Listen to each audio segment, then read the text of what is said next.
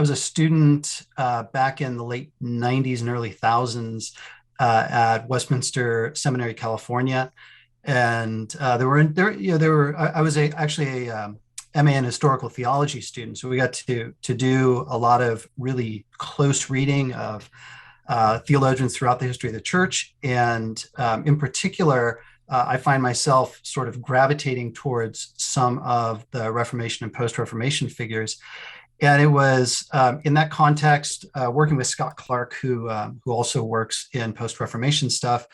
It was in that context that I first ran into this guy, Jerome Zanchi, or Girolamo Zanchi. Hmm. And I think I was just initially kind of taken aback by the fact that he had this Italian name. Right. And I knew enough Reformation history at this point to know that Italy wasn't Protestant, right? It wasn't Reformed. And so who is this guy with such an Italian name that kind of comes out of nowhere?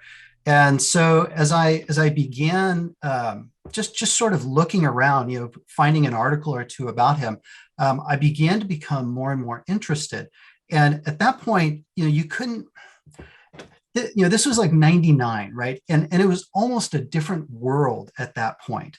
It just in terms of availability of internet Oh, stuff, oh yeah. right? Yeah, we So had I static remember web pages going back to, then. It's like yeah, GeoCities. oh yes, yeah, that's right. Yeah.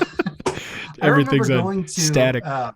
the microfilm reader with copies of like the English short title catalog, and we actually had there the entire microfiche of Zanchi's massive 8-volume folio-sized Omnia Opera, and just kind of like looking at stuff and thinking, well, this fellow really wrote a lot. Hmm. Um, and so one thing led to another, and I've had 20 years. So, you have to find something to fill in the odd spaces. And one of the things that filled those up for me is just kind of, I keep coming back to Zanchi.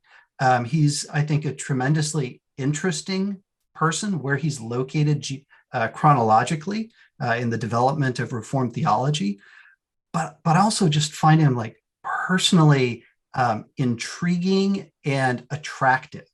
So much of his theology is a beautiful marriage, not to pun too hard Yeah, here, but sure. a beautiful marriage between the best Reformed theology, kind of hard nosed Reformed theology, but just a warm Christ centered, devout piety, right? And when these two things come together, it is truly glorious, and you get a lot of that in Zenki. So I've continued coming back to him.